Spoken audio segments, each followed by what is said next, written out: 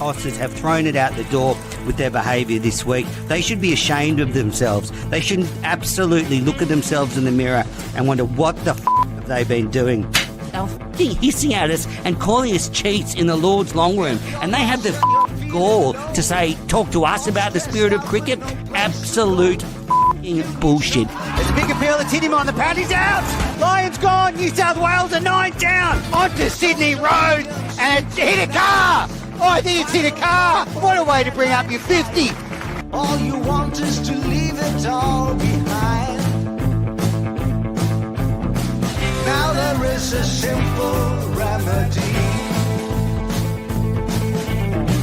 to stay fit for all eternity. Hello, everybody, and welcome back to the Cricket Unfiltered podcast.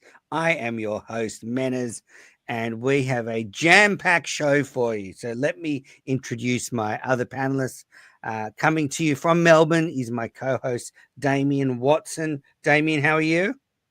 Yeah, not too bad, Menas, and looking forward to chatting about the Shield final a little bit later on, and there's still a lot to look forward to in the months ahead, as we know. Yeah, absolutely. And we have a special guest coming to us from Cape Town because Australia's next major assignment is a World Test Championship final against South Africa, our old foe. So joining me from Cape Town, or joining us, is Tim Dale-Lace from the Full Quota podcast. Tim, welcome to the show. How are you? Thanks, Menas. All good. I actually would like the test match for that World Test Championship final to start a bit earlier. But all good, mate. We're just going to wait for the IPL to take place, and that's only going to take the next 8,000 days before it's over. But yes, so we have a lot to talk about on this episode of Cricket Unfiltered. There's some domestic news. The Khawaja stink went to a new level since our recording, so cannot wait to get into that later on. But I got Tim to join us because I wanted to do two things. I wanted to look at how the Australian team is shaping up for the final. So Tim will get a bit of an understanding of what he's going to come up against, but also to sort of get an idea of how the South African test team is looking ahead of the final. And then I wanted to touch on some other issues coming out of South Africa, where they're in this, incredible situation where next summer there will be no test cricket played in South Africa. It will just be T20 cricket. So, for the people that are counting the dollars and cents, it's a dream. But for the test cricket lovers, it's a bit of a nightmare. So, Tim, I guess, how is the South African team looking, ahead of the final? They've qualified against the odds. How strong is this test team? I think if I would have to say that last T20 World Cup, that was where that particular team and that team was peaking. It peaked at the right time. It just didn't get over the line. This test team hasn't peaked yet. It's still got in my opinion, a large, soft underbelly within that top six. The bowling is strong, fine, but that top six does worry me, particularly the fact that the final is going to be in English conditions. Even though we are going to be without Nandro Berger and Gerald Coetzee for that final, I still think we're going to be, in my opinion, the better bowling unit. But the batting does worry me, particularly in English conditions. You're going to be a better bowling unit than an attack with 1,500 test wickets. You running with that one? I genuinely think that in English conditions, we are better suited than you guys. It would be a bit different kettle of fish if this was in Australia. Then you guys would be topping it for me. I don't think it's a big difference. I really don't think. It's a close call. It's not a we are miles better than you. It's to me, in my opinion, it's a close call. One thing that has come out recently this morning, which just came out just before I started the chat with you, which could be it could actually finish the competitive nature of the final, as Keshav Maharaj has been ruled out for the rest of our summer. Now, this is March. If that extends until the World Test Championship, that makes your attack stronger than ours. That unquestionable. His influence within our test side, the balance within that bowling attack, cannot be taken lightly. He is a hugely important cog within that bowling attack. So it's vital, absolutely vital, that he rests and does absolutely nothing at all until that World Test Championship final. It's a bit like when Australia lost line. But so you've got Maharaj, you've got Rabada. Who will be the other fast bowlers? Maharaj, spinner, Rabada, yeah. And then who else? It'll probably be Lungi Ngidi and Marco Janssen. Yep. If you're looking at the team at the moment, so it'll be those three with Vian Mulder as your fifth bowler. So it'll be the three pace bowlers, Maharaj and Vian Mulder. That will be the bowling attack. Yeah, right.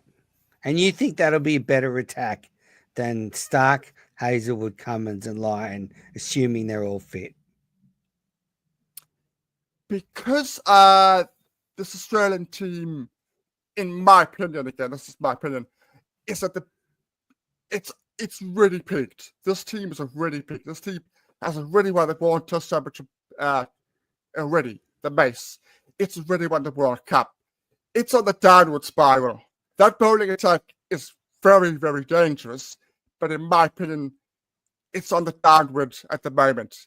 And your team in general, I feel it's the right time for us to be coming up against you, because I think you rely far too much on somebody like Nathan Lyon, in a similar way that we rely heavily on Maharaj.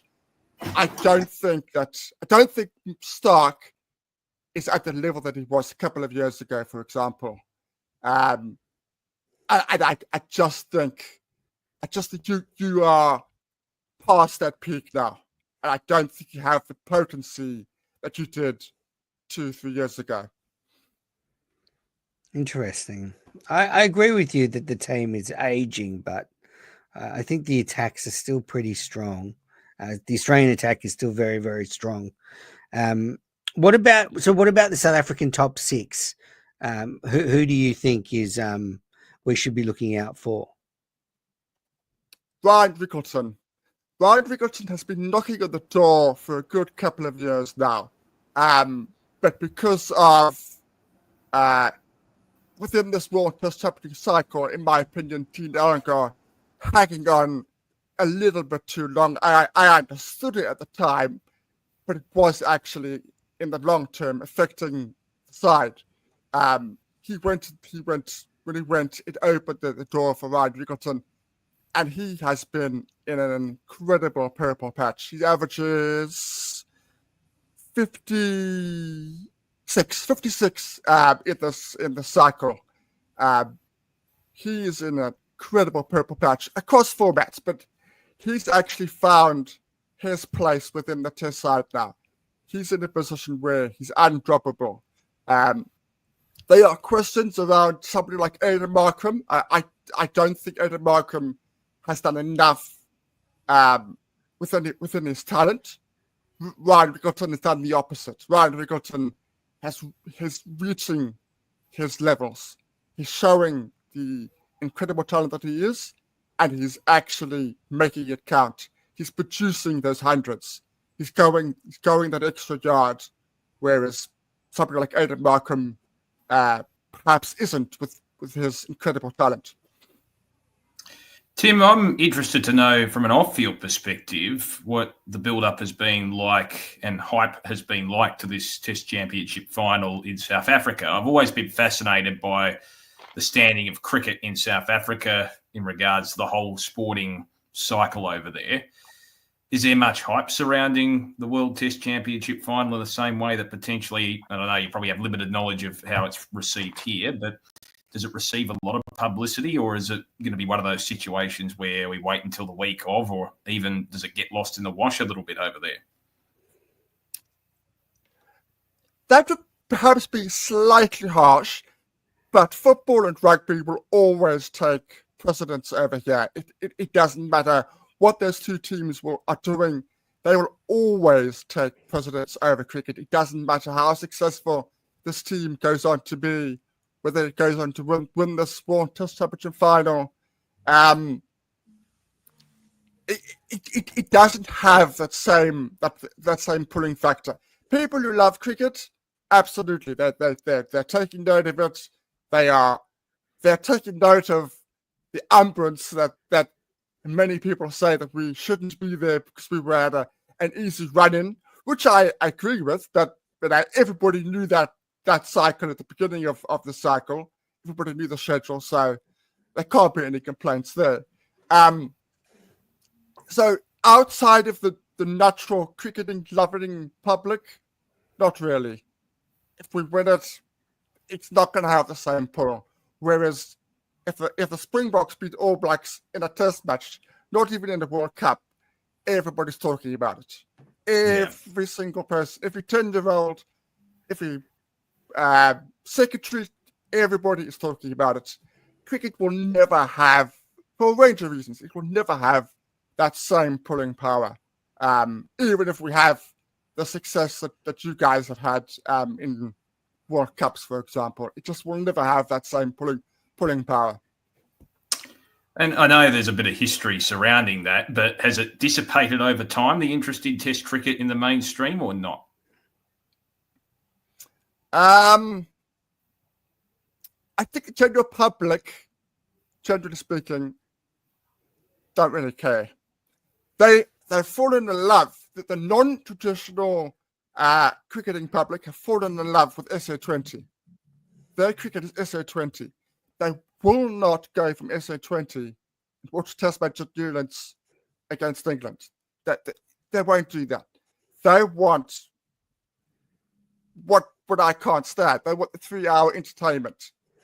Constant entertainment, constant sixes, constant fours. So SA20 has been fantastic for that. It's definitely added a new audience to the game. But that audience was always going to stay within that, mostly stay within that parameters. It's going to follow SA20 for 6 weeks of a year, and they can have a great time and enjoy it, but they will not be going outside of that. So next summer, no test matches in South Africa. There's been publicity around the fact that they're doing some work on some of the grounds ahead of the World Cup, but I don't know if that's the whole reason for there being no test matches in South Africa next summer. But I imagine the SA T20 couldn't be happier. I mean, they have now the whole summer to do whatever they want. I guess, how disappointed are you that there are no home test matches? I mean, I can imagine you don't seem to like T20 cricket at all, so this is like a nightmare for you. It's a living nightmare, honestly. It really is.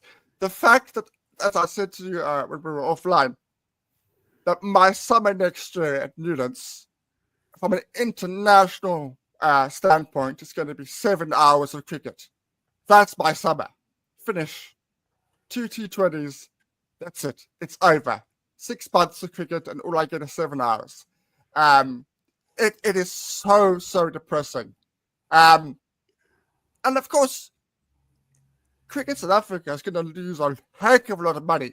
Right, okay, we don't make the money if we have Sri Lanka, West Indies, Pakistan, Ireland. We don't make the money. That's fine. We're going to lose a heck of a lot by not having something within outside of that. Cricket South Africa has put all its money into SA20. They know it. We know it. I think the price to pay for that's going to be significant. It's going to take a while for that to be felt. SA20 is not making Cricket South Africa as much money as they initially thought. That's just a realization. The Proteas make 80% of their revenue. The Proteas make Cricket South Africa's 80% of Cricket South Africa's revenue. Them not playing is costing them enormous amounts of money. Yes, you're right. The pitches are dead all around the country. They desperately need rejuvenation. So from that point of view, in theory, 26, 27 season, it should have nice pitches. We should be back to. It'll be interesting to see because we're going predominantly drop-ins. I'm not convinced on predominantly drop-ins. I've seen some good ones, I've seen some bad ones. It's going to be interesting. But it's not a good look. It's not a good look. As you rightly point out, SA20 is happy. SA20 has got everything it wants. Its current schedule, so what it is now in terms of how long it is and how many teams are involved, is 6 years. After that 6 years, we're going to get 2 more teams. That's definite. That's going to eat even more into our schedule, where we're going to find time for test matches. You can't play test matches. Our season next season is going to start 2 weeks earlier than this season, which was already ridiculous. And it's going to start in September. You can't play test cricket or any kind of cricket in September in the Western Cape, in Cape Town. You just can't. It's a non-starter. So all of your cricket's going to have to be played north of where I live. That schedule is not going to get wider. That schedule is going to get tighter and tighter and tighter. It's very depressing for me, from somebody who grew up on the longer formats. But it is the way that we are going. That is very, very true. And it is the way, to a large extent, everybody outside of the top 3 is also going, unfortunately. Yeah, definitely. It's unstoppable. But I mean, it's a weird one because then the summer after, you're hosting Australia and South Africa, Australia and England in the same summer, I think. So you go from a summer with just the SAT 20 to 2 marquee test series. Yeah, was there any other reason why there's no test this summer? I mean, how has this come about? I don't have, outside of what I've been told, I don't have any sort of inside knowledge on that front. I don't buy into this argument that our focus is on the T20 World Cup and the home World Cup, because that's kind of the line. But even they realize that they can't be trumpeting that too much, because that's pretty weak. We've already hosted a World Cup 20 years ago. It's not like it's the first time we've done it. It really worries me. The future of the game. It really, really concerns me. But I don't have anything outside of what Cricket South Africa say is focuses white ball. So that's what they're focusing on. Yeah. If that were true, you would be having more white ball. Not. It's even the white ball stuff that we're playing is relatively small. It's relatively short. It's not like we're playing a massive white ball international games next summer either. Tim, has there been much pushback outside of, the normal cricket-loving public, which, let's say, is a small quadrant, for instance? Has there been much pushback from members of the public around this, or has there been apathy, I guess? On social media, there's plenty, but social media isn't real life.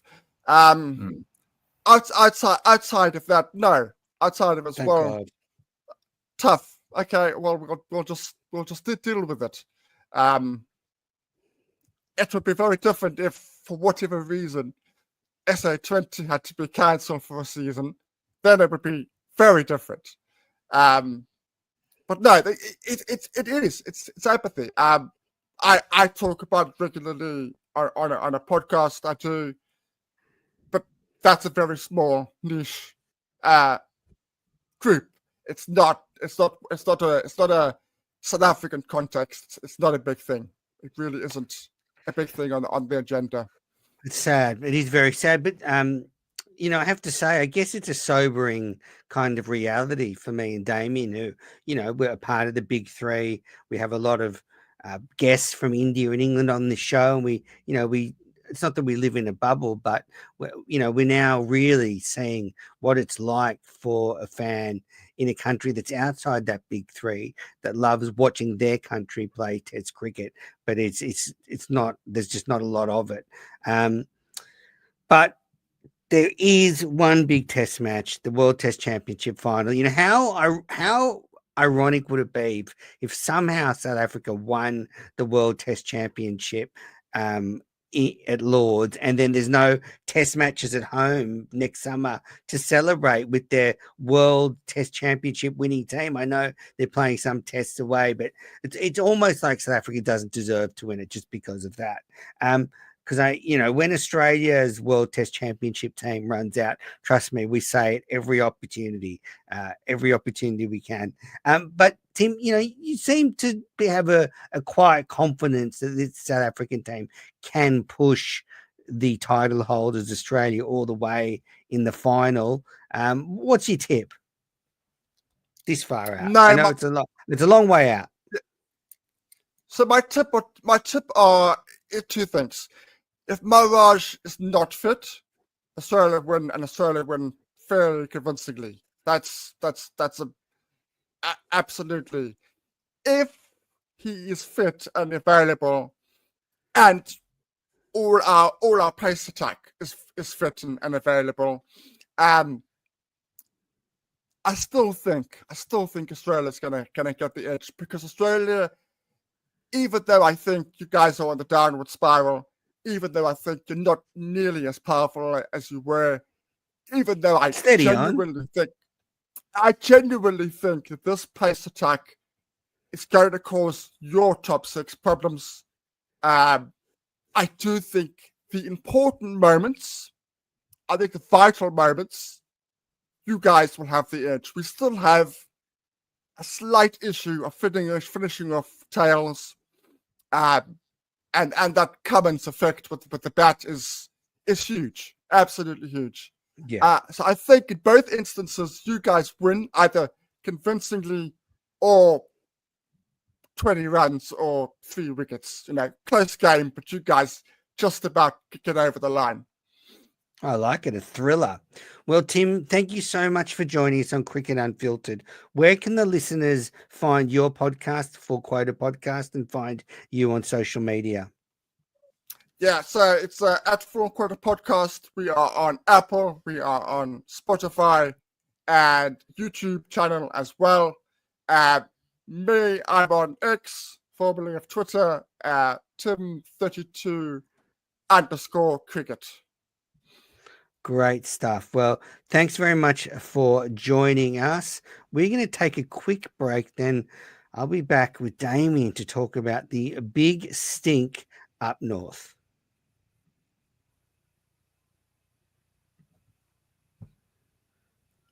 Welcome back. You are listening to the Cricket Unfiltered podcast. I'm Menas. I'm with Damien. Well, Damien, great to get on. Tim, he was very confident about South Africa's chances. Yeah, you had a lot of faith, certainly, in the pace attack that they have. It'll be interesting to see what happens. It's very interesting hearing the perspective of a fan in a country where Test cricket has really been cast aside, hasn't it, Menas? I think it's sad in the sense that, yes, I know they have their T20 competition, but really, if you're going to try and breed the next generation of cricketers, Menas, I think you're diluting the product if you're just narrowing it down to the T20 format. And I think it's quite sad because, look, even now, South Africa have a pretty good side. I do question, given there's probably not a lot of mainstream support for them compared to their other national teams, what direction they're heading in. And I think it's very sad. Yeah, it is sad. I think the only thing I gleaned from that was the SAT20 or the SA20 is doing really well. So, I think it's interesting because, you and I grew up in a generation where Test cricket was everything.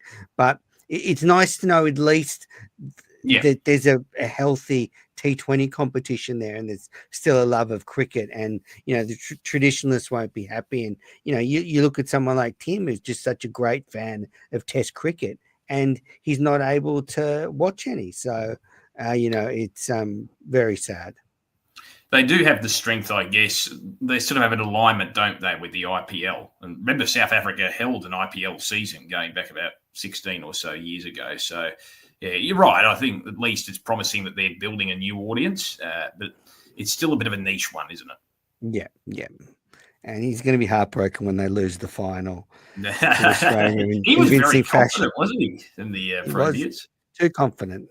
As he watched South Africa play Australia in knockout cricket in the past, I've got wonderful memories. But anyway, look, let's get on to domestic news. So since our last show, the Khawaja stink has escalated. So I think we did the show after Joe Dawes had spoken in the media, but then Usman Khawaja then came out and did a press conference, a 17-minute press conference where he outlined everything from his side of the story, that he had a hamstring strain, that he reported it on some athlete management system that is used to report injuries. But there were a few details I gleaned from the press conference. So the things that really jumped out to me were, firstly, he denied any wrongdoing.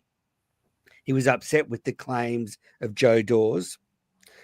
He cried about the cyclone, or just about cried about the cyclone. So he started getting some tears because he left his wife to play against Tasmania the week before when the cyclone was due. But then, when you get to the nitty gritty of the injury, he was communicating with a physio who's part of the Australian team. So Khawaja, who's playing for Queensland, wasn't even conversing directly with Queensland. He was sort of going around them and communicating with sort of the Australian physios. And he also says he was talking to George Bailey. What I understand is, basically, it was also always mapped out that Khawaja was going to miss this game and go to the F1. That's what jumps out at me. He says, I spoke to Bailey when we got back from Sri Lanka and we looked at the sort of games I was going to play. And also Khawaja has admitted that the F1 was booked before this injury came up. So, you can only take Khawaja at face value. If he says he's injured, I'm not going to call him a liar, but it's also true that the F1 was organised and booked before this so-called injury that kept him out of the final Sheffield Shield match. So it got really murky, Damien. What did your keen eye make of it? Well, I just don't really understand the premise. If you're playing for Queensland, I understand, Usman said in the press conference minutes that, he's contracted with Cricket Australia and absolutely has every right and every obligation to inform them of what's going on, because at the end of the day, if you're an Australian player, that's your priority. You're contracted to Cricket Australia. But in that particular set of time he's playing for Queensland, I just don't understand. To me, it seems like there's a relationship breakdown here, because I would have thought that maybe, as I said, I don't know the entirety. I'm not sure if we'll ever know the entirety of the details here, because certain parties are at loggerheads. But if I was in that situation, if I had a healthy enough relationship with my state cricketing body, I'd tell them as well. It's only a phone call that's required. It just seems like there was a breakdown of communication. The fact that he didn't go out of his way, or doesn't seem to have gone out of his way to talk with the key figures at Queensland cricket, just bemuses me a little bit.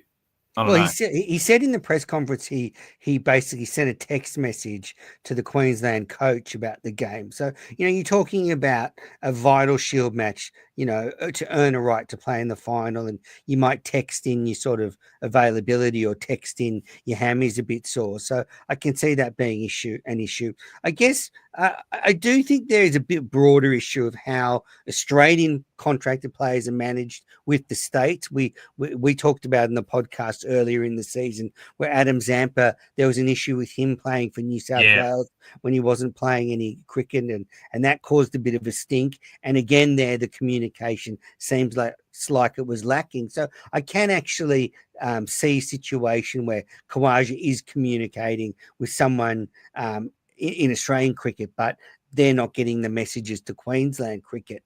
So I actually can see that transpiring. But what is very disappointing is it probably shouldn't play out this publicly where you've got, a senior figure in Queensland cricket like Joe Dawes at loggerheads with one of the most famous cricketers in the country about this. I mean, it's been a lot of publicity for the Sheffield Shield, but probably not the sort of publicity that they'd like. So, and then actually Dan Brettig raised an interesting point today in his article in the Sydney Morning Herald that this seems to be a little bit of that generational gap that we've seen flare up in the past, where clearly Sheffield Shield cricket is not what it used to be. If you're a contracted Australian player, basically the Sheffield Shield is basically your practice matches. You play for Australia and you go back to the Shield when you need a hit and then you go away. But, for people like Joe Dawes who grew up where the Sheffield Shield meant everything, then that is not going to sit well with you, is it? I see your point, absolutely. But I think for a number of those Queensland players, it means a lot matters. Doesn't necessarily, even if they're not contracted with Cricket Australia. I think as a senior player, if I was in that situation where I'm contracted to Cricket Australia, but for the meantime playing for the state side because there are no other obligations at that particular time, I think you've got to look outside yourself and look at what it means to your teammates in that situation. What effect does it have on them when you're not necessarily willing to, and look, I'll take him at face value in terms of his injury, but I would be open in that communication and going out of my way to call certain people. Look, there's probably blame to a degree on both sides. The fact that it has played out publicly, I don't think is a good look for not only Queensland cricket, but the entire competition matters. I heard Robert Craddock say, it might have been on SEN last week, there was all this talk about Adelaide Oval not getting the ability to host the Sheffield Shield final. Well, and he mentioned it was a salient point. The AFL are looking at this situation here and thinking, well, none of your star players or, there's a perception none of your star players even want to play in a lead-up game to the Shield final. If that's the case, well, what significance does it hold? It just has been a bit of an ugly situation.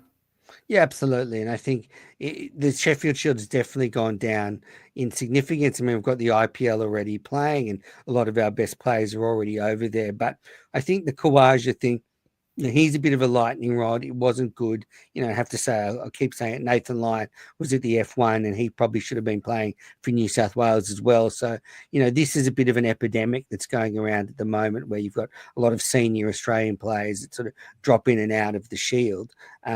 But, Khawaja, I don't know if even him doing that press conference made himself even look better. I mean, the whole thing kind of doesn't sort of put piece together particularly neatly, even from his side of the story. And, he said at one point, oh, well, maybe, I had to manage my injury to be available for the final. But the whole point was, well, had Queensland, had the results gone the other way, Queensland wouldn't have been in the final. So you would have, rested for a game you weren't playing. And so that didn't even make sense. Like, it wasn't like they'd already qualified. So, it was just very murky. In the end, though, he was selected. And as we record this on Wednesday night, the Sheffield Shield final has begun. I don't really want to get too much into the details because, it's moving really quickly. And by the time you listen to this, the game will have changed. But Queensland was sent into bat by McSweeney, bowled out for 95. Doggett took 6 for 31. Yeah. Khawaja made 2. Marnus Labuschagne a duck. And then in reply, South Australia is 6 for 158 at the end of day one. So it's still evenly poised. This match could still go either way. But yeah, I wonder if the distraction around Khawaja has been an unwanted distraction for Queensland. Being bowled out for 95, not a good start for a final. It's probably the conditions as well. Having said that, it didn't look like a pitch where you could get bowled out for 95 and you could totally blame the pitch, could you? You're capable of making more than that. I know South Australia have struggled a little bit with the bat, but it was not the sort of pitch where you can understand a team getting bowled out for 95. So maybe it did have an effect. And maybe that's what Joe Dawes could have thought about before he made it public. Maybe this could have been settled, or if it was going to escalate, the timing could have been a little bit better, Menas, before you made that sort of thing public, in the sense that with all the media attention, I would have thought it would have an impact on the team. It's probably having an impact on the team anyway, because there's been rumblings that other players weren't happy with Khawaja, but it just exacerbates the situation. But we've got to give credit to South Australia. I mean, Brendan Doggett, fantastic performance from him. He's had a pretty good season by and large. There's been the odd game where he hasn't necessarily fired, but overall, he's had a very, very good season and has really stood out, and really enjoying the pace attack of South Australia in particular. I mean, just on that Joe Dawes thing going public. So, is this a complicated situation? Because Joe Dawes probably should have just rung Khawaja and given him the hairdryer. If he was that pissed off, ring him and give it to him with both barrels. But is there a situation where effectively, because of the contracts, Khawaja doesn't really work for Queensland cricket, doesn't really work for Joe Dawes? It'd be like your boss calling me and giving me a hairdryer, and obviously I don't work for your boss. It'd be, so I wonder if that's part of it. So Dawes went public because that was his only route. And then just to sort of come around on the point, Khawaja made an interesting reference when he was in the media about the fact that Joe Dawes is good mates with Peter Dutton, who Peter Dutton is at the opposite spectrum politically to Usman Khawaja. And maybe that there's some more sort of friction behind the scenes between Khawaja and Dawes about all sorts of things that we don't know about. But Menas, there's people I work with in my employment who I might not agree with politically, or they have friends that I don't agree with politically. But you move on and you remain professional about it. I don't see how that should have any effect if you truly want to be professional about it. We all have different political leanings. Yeah, I mean, I totally agree with you. And relevance. No, it was interesting that Khawaja brought it up. He said something that he was asked if he thinks Joe Dawes will apologise, and he said Joe Dawes is great mates with Peter Dutton, and Dutton's never apologised. It was a very weird reach from What's Khawaja. That got to do with the situation? That'd be my question. Yeah, so I think no one's come out of this looking good. As I said, my little factoid that keeps coming out to me is, look, if I'm calling a spade in my, long, wide-ranging experience in different jobs, Khawaja had this F1 thing booked before the injury. He was trying to game the system. You just report you've got a little hamstring soreness in the athlete management system, and then, it's a pretty easy way of getting out of a game. No one's asking questions. Pretty serious claim. But in this situation, someone did call him out for it. Well, but I think if you're a professional athlete, Damien, you're sore all the time. Like, I'm sure Khawaja is sore quite a bit. He's a 38-year-old playing professional sport. So if he wants to miss a game, I'm sure he's got aches and pains. I mean, if you talk to professional athletes, they're never 100%. It's just how you sort of view it. Like, I've got an F1 booking this weekend, and also my hammy's a bit sore. Yeah, like it all sort of came together nicely for Khawaja. But anyway, we'll see who wins the Sheffield Shield. It looks like South Australia are on the way to doing the double, but you never know. Just with the teams, I guess the interesting selection was Matt Renshaw missed the final for Queensland due to the impending birth of his second child. So no Renshaw in that 11. And with South Australia, they picked Ben Menenti as the spinner over Lloyd Pope. So friend of the show, Ben Menenti, playing in the Sheffield Shield. Good slip fieldsman too, Ben Menenti. Very good indeed. All right, so the biggest tournament is coming to a conclusion, the Sheffield Shield, but the second biggest tournament, Damien, has kicked off since our last show. The IPL began over the weekend, and it has got off to a rattling start. I mean, it's been absolutely delirious cricket.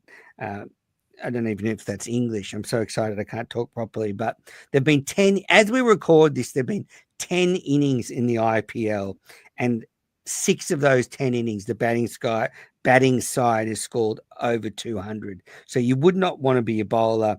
It has been very, very entertaining. There was one early game on the weekend. It was Sunday afternoon. The Sunrise is taking on the Royals. And so that's Pat Cummins' team. And the Sunrise batted first, made 6 for 286, and the Royals in reply 6 for 242. So I really enjoyed my one game a week I can watch live. But yeah, Damien, look, it's a little difficult for us because it's out of prime time, so you kind of have to watch the highlights. But yeah, it's been entertaining stuff to begin with. I'm not surprised at the big scores, though, just with the way they prepare the pitches. It's quite commonplace, isn't it, for some of those big scores? And you've got to have a pretty decent temperament as a bowler in those sort of conditions. And I think we're going to see it increase as well over time, aren't we? Just the capacity for big scores that we've seen cricket evolve that way. But yeah, I've enjoyed from the highlights that I've seen, the start, as you've said. I know you had your tongue firmly in your cheek when you said it was the second biggest tournament, Menas. Sheffield Shield finals on, man. Biggest domestic comp in the world. Got it covered, buddy. Yeah, just a few billion difference, I think. Yeah. Yeah, it's been a good start to the tournament. It has. Travis Head was in the runs in that Sunrisers game. Jofra Archer went for 70 and he's over 70 in his 4 overs. So the most expensive spell in IPL history for him. So it's been a run fest so far. I guess the one thing they've been talking about is a new rule that's come in where because of the dew. So we often talk about it in 50 over and 20 over cricket, the dew being a factor. There's now a rule where the umpires can change the ball in the second innings if dew comes in and they feel the ball's changing conditions. So after 10 overs of the second innings, if it's a bit soft because of the dew, they can give the bowling side a nice new hard ball to give them a chance.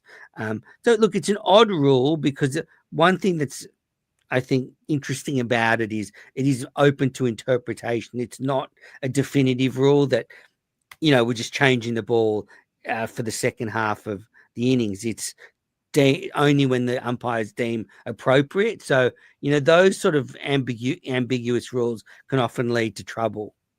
Well, that's right. I think you should have a set criteria, shouldn't you? Or at least some sort of guideline for the umpires to follow. That way, if questions are asked, Menners, at least they have something to reference to, I would have thought. Yeah, absolutely. So I guess we'll see how it plays out. And I guess they know that there's certain grounds and certain times where the dew comes in. And I think maybe they're the conditions they want to change the ball. So maybe for us, it's less. It looks more ambiguous, but if you're there, you can really tell. I know there's some grounds here where the dew comes in Sydney, and I'm there, and once it's it's very obvious as soon as the temperature just drops a little, it all of a sudden starts. But but this brings me to my theory, Damien.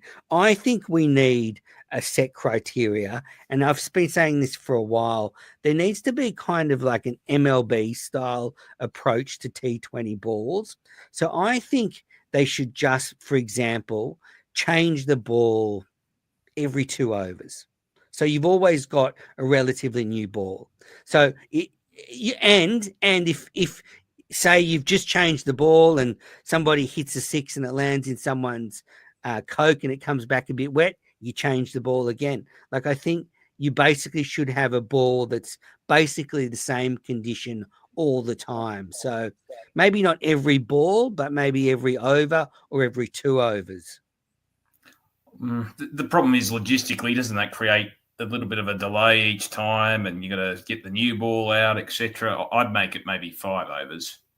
If you were going to go 5 overs is a good idea, but basically, I mean, you basically have someone on the sideline with a bag of balls giving them to the umpires between overs. 2 overs is a pain in the ass, I think, for everyone. Yeah, I'll tell you who would love it: the ball manufacturers. Oh, yeah.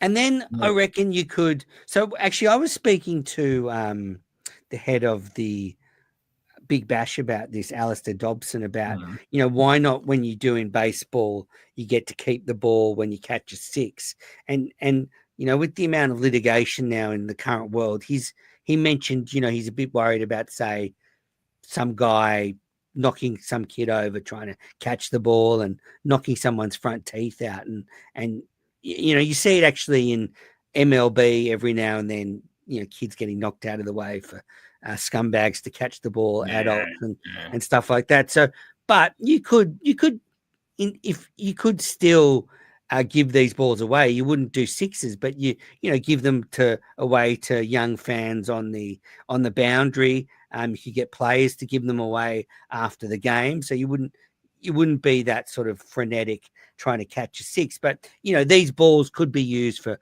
promotional value, because if you're a young kid and you go to a T20 game and you get a match ball they've used for a few overs, you will never forget it. I mean, it might be the difference between you playing cricket and some other sport. So I just think it's been they need to do something with the ball in T20 cricket. There's no reason for it not to be a standard type ball with a standard type shine, and we just kind of use the same type the whole time.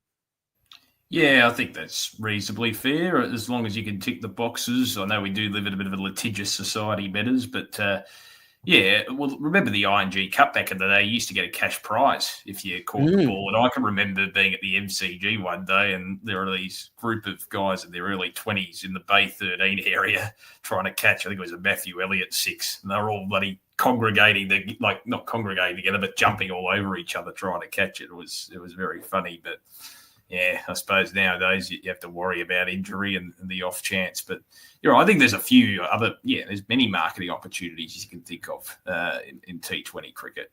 And look at the power surge even. That's not even a sponsored thing. And young people think that's part of one of the coolest parts of the broadcast now, or the match itself, when you actually just have what a good commercial opportunity that is, where you just the young kid, fictitious button. Yeah. That's right. So for those, from overseas, for the Big Bash last summer, they brought a big button out, and a young kid would press the button before the power surge. And it certainly worked, because before then the power surge would just drift by and you wouldn't even know it was happening. All right. So the IPL is underway. If you're a bowler, you'll be pulling your hair out. We're going to take our final break on Cricket Unfiltered. Then we'll be back to talk about some huge domestic news in the form of the grounds and English cricket falling apart. You're listening to the Cricket Unfiltered podcast. I'm Manners. I'm with Damien Watson. We're going through all the cricket headlines brought to you by Piccolo Podcast. Damien, first thing is the Aussies have smashed the Kiwis in their T20 series. They won the series 3-0. Australia asserted their dominance over the T20 world champions. Australia obviously not winning the T20 World Cup last year. The Kiwis winning it, but there's no doubt who is the best T20 side in the world. That is Australia. It was comprehensive victories. In the last game, the Kiwis got close, but they were never really in with a chance of winning it. A couple of notable things. I guess the main notable thing was Beth Mooney played her 200th game for Australia. In the series, a pair of 70s to start the series. And, she's got an amazing record. I was looking at her averages, and she averages basically in the mid-40s for all three formats, exactly 43 in Test cricket, 47 in one-day cricket, and 43 in T20 cricket, with 600s across all three formats. It's an incredible career, and no surprise she was, leading this team as they smashed the Kiwis. And deceptively big scorer as well. And she's not necessarily the most aggressive player. Very, very, I wouldn't say she's conservative by any stretch either, but she's meticulous in the way that she prepares, and also meticulous in the way that she goes about her strokes as well along the ground. Loves a cover drive. great player. She calls herself Boring Beth Menners.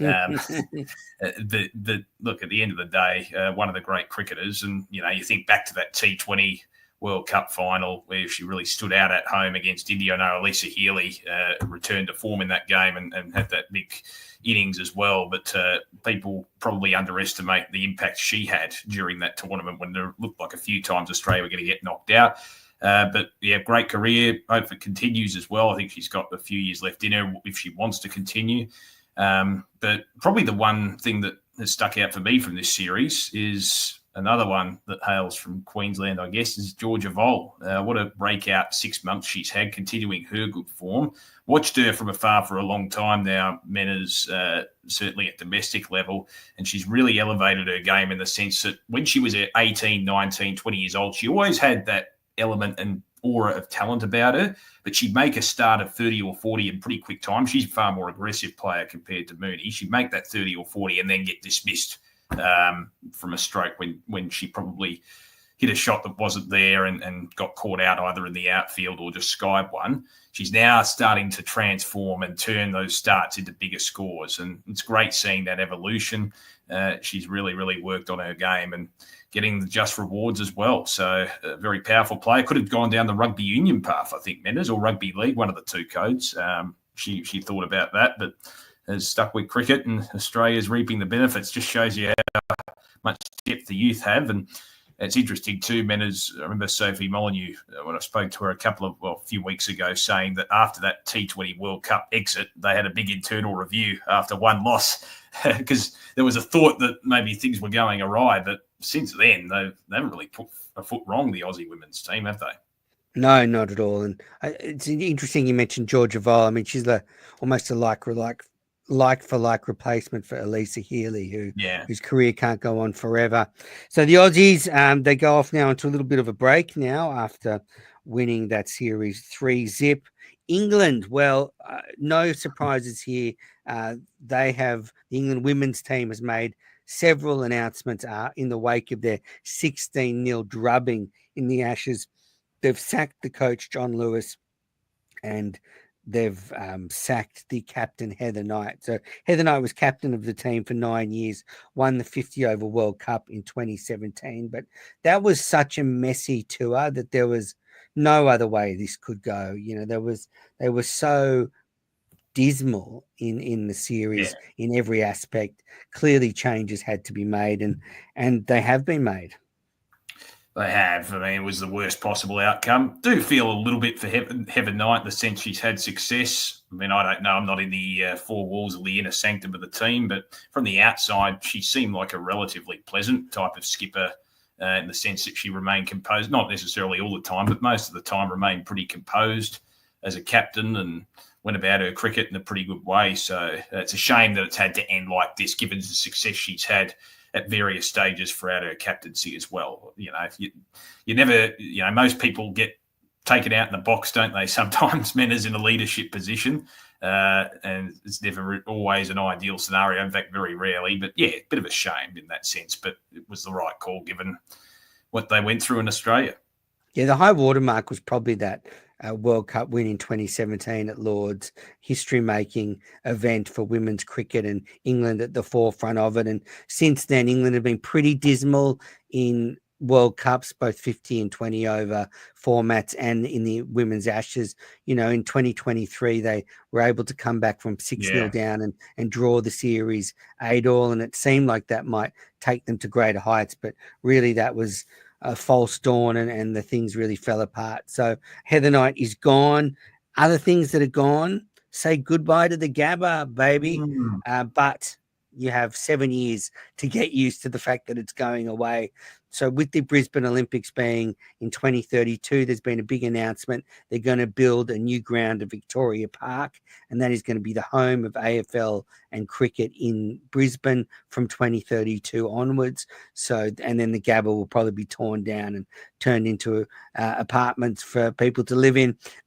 So great news in that cricket and AFL are going to get a state-of-the-art new stadium to compete with the likes of the Adelaide Oval and Perth Stadium and some of those modern flash grounds, but it's going to take a while. So the last cricket being played at the Gabba will probably be the cricket at the Olympics in 2032.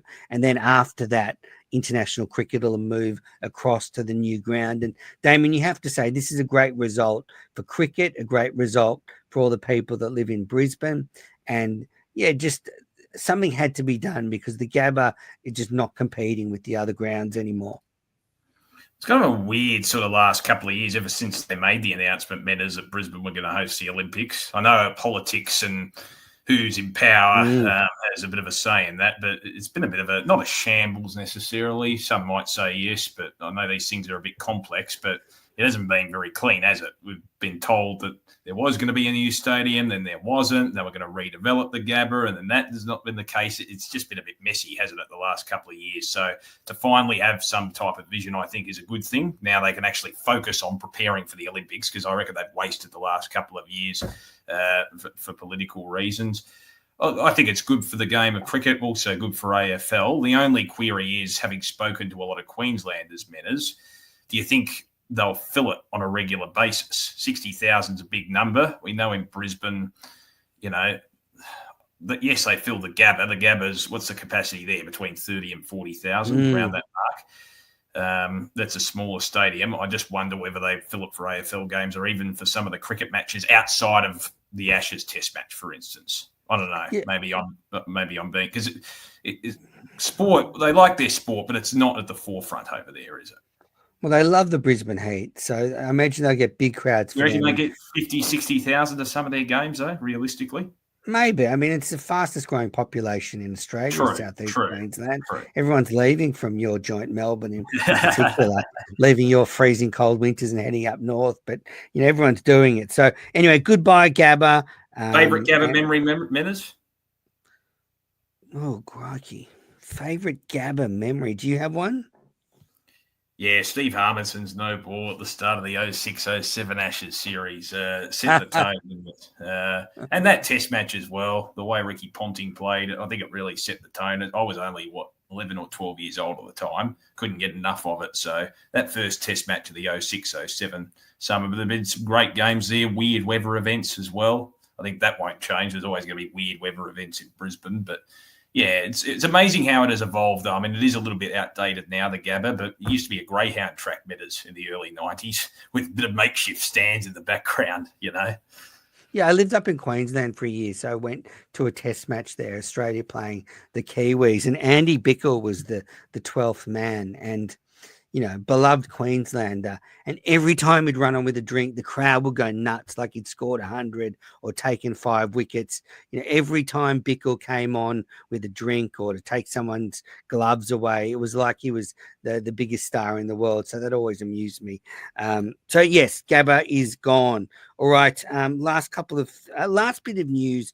A friend of the show, Max Abbott, he's done a lot of work behind the scenes, helping me with this show in the past. He's been made the role as GM of the Melbourne Stars, and I didn't appreciate the News Corp papers calling it shock decision or shock appointment, because Max Abbott's a real professional, but he's got a huge job ahead of him. The Melbourne Stars, perennial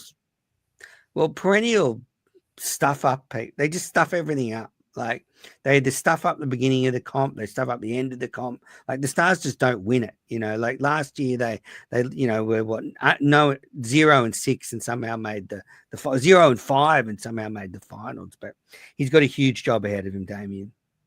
Yeah, I agree. I think really they've somewhat struggled in a way ever since the changeover. I guess in that 2019 period where they lost a few sponsors off the back of it as well. And I guess Cricket Victoria came in and took greater control. So it'll be interesting to see what happens if they could lift. Also on the women's side, there's been some interesting, you know, coaching situations there as well. So it'll be good to see some form of stability and maybe a new vision as well. Because when the Big Bash started in the men's, Metters, the Stars were one of the big teams. They had Shane Warne involved, Eddie Maguire involved. Yes. They had a lot of pizzazz about Kevin Peterson. It was massive. The Stars, they were seen as the number one billing really in Melbourne and probably one of the marketable teams in the competition. So they want to get back to those heights, I think. Yeah, absolutely. All right, so good luck, Max Abbott. All right, we've got Can't Let It Go, but just a quick email from a fan from Yorkshire called Mel. Hi, Menners. Totally agree regarding international players choosing when and where to play for state sides. I do like Kawaja as an opening bat, but I simply wouldn't play him in the Shield final if he can't be bothered to play in previous games. If he's injured, fair game, fair enough. If he's injured, fair enough. Well, here we go. We have a similar situation at Yorkshire where star players like Root, Brook, Bairstow, and Rashid seem to play for the county that has made them only when it's convenient. Will be interesting to see how many championship games these four play, given none of them have any international commitments until May. So it's clear this is not just an Australian problem. And I heard a report that Joe Root missed a county game that was the difference between his team staying up or being relegated. So, you know, that's as bad as, and I think he was playing golf. Yes. And he also, Mel asked that he's got a t-shirt from a rival cricket podcast and wondering, will Cricket Unfiltered be coming out with a t-shirt range? So, Damien, we need to get thinking. We need to, so that was Mel from Yorkshire. And he said Mel the sun is actually out. Mel suggested Old Wankers podcast for us. Yes, I can accept the wanker bit, but I'm only 30, Mel. No, I thought, was he referring to the competitors podcast or ours? Oh, okay. Sorry, I thought. I don't know. I'm just not sure. Anyway, I wouldn't call Mel an old wanker or put that on a t-shirt. But I think Cricket Unfiltered needs to come out with a t-shirt range. So we'll work on it. Something around the Johnny Bairstow run out, I think, would be appropriate. And considering Mel's from Yorkshire, where Bairstow's from, it would make sense. Yeah, there'd be a lot of holes ripped into that. But yes, I think it's a good thing. You could get there's a lot of vintage shirts going around these days, man. They're the in thing these days. So maybe we can have a bit of a vintage sepia or even theme to it as well. I don't know. Absolutely. All right, now just can't let it go. That little bit of cricket news, you just can't let go through to the keeper. What have you got for me, Damien? Well, this is probably more of a hypothetical one, Menners. I wonder what the South Australian government will do, because I know they really wanted to get the Shield final at the Adelaide Oval. If South Australia win the Shield final, do they have a ticker tape parade, or do they have something, given that there's been a long drought? I want to throw it out there to the listeners. Send us a comment. How do you think South Australia, if they win, should celebrate the Shield final? Do they give them the keys to the city? And whether a lot of people would turn up? I reckon there'd be an appetite there. I just don't know. Public holiday. Give everyone the day off. Remember when Albanese suggested that, our Prime Minister, for the Matildas, for finishing, they finished fourth in the end. But I don't know. The impromptu public holiday. I think they might have done. They were thinking of doing that when the Adelaide Crows won their first AFL premiership. But yeah, not sure if that'll fly. No, but I think Sheffield Shield cricket's not quite up. I don't know if it's anyone would put on a ticker tape parade. They used to. I mean, I remember when Australia came back from the Ashes in '89 and '93, they basically did ticker tape parades all around the country. All right. When Queensland broke through and won their first in '95, it was a massive deal, wasn't it, up there in Brisbane? Huge. All right. My can't let it go is there's been a change, and Joel Wilson has been removed from the ICC panel of elite umpires. And I was surprised, but he's been hammered in the papers, Joel Wilson, over here. Now, I guess before I get into the nitty-gritty of Joel Wilson, I will say generally I don't like to pile on to umpires too much. I don't like to think about them too much. Like, I think we're really lucky now in an age where we have DRS. It's rare that an umpire's decision is the difference in a game. When I was growing up, it would be quite often. It would be very frustrating. And I remember Billy Bowden in the 2005 Ashes had an absolute stinker. And it just seemed like he cost us the Ashes. But, you know, that really happens now because, you know, with DRS, if it's a real shocker, well, it gets overturned and everyone move on. But Joel Wilson has been hammered because he's been taken off the elite panel, and he was also the umpire that reported Matt Kuhneman. So, Crash and Tom Decent have written articles about the fact that, well, Joel Wilson, who has such a poor record as an umpire, I think 35% of his decisions were overturned last year.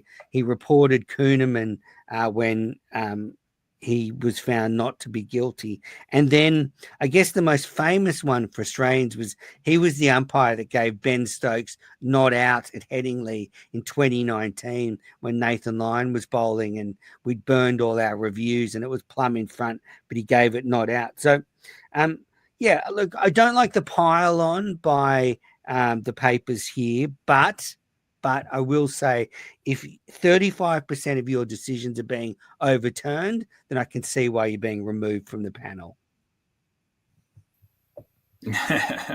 Well, that's the thing. You copped it on social media too, didn't he? So, yeah, I'm not overly surprised by it. Yeah, but do you agree with me? Like, I think umpiring is a tough job. I know these are professionals and they get paid decent money, but generally, like, I don't think Joel Wilson would have any malice behind reporting Kuhneman. Like, he's probably just, not a great umpire. Yeah, well, we've seen over the journey as well. Was it Emerson who kept going after Morley, for instance? Yep. People have their beliefs, don't they? But I think he just. I guess it's the ones that try and insert themselves into the game. Yeah, that's right. But again, they might have their beliefs, and just by sheer consequence, they do insert themselves into the game. I think it's the nature of the beast state. They are going to insert themselves into the game by any decision that they make. So, yeah, but I think people will forget about it pretty quickly now. Anyway, Joel Wilson gone, and he's been replaced. All right, that is it for this episode of Cricket Unfiltered. Thank you to Tim Dale-Lace joining us from Cape Town from the Full Quota podcast. Damien Watson joining us from Melbourne. Thank you, Damien. Where can the listeners catch up with you? At Damo_Watts on Twitter. Fantastic. And I guess we'll be back next week. The Shield will have been decided by then, so we'll be able to wrap up the whole domestic season. I know this weekend coming up is the final weekend of New South Wales Premier Cricket, so the final embers of the cricket season are being extinguished in Australia and moving into the football code. Yeah. All right, good time to end the podcast. Thanks, everybody, for tuning in, and we'll be back soon.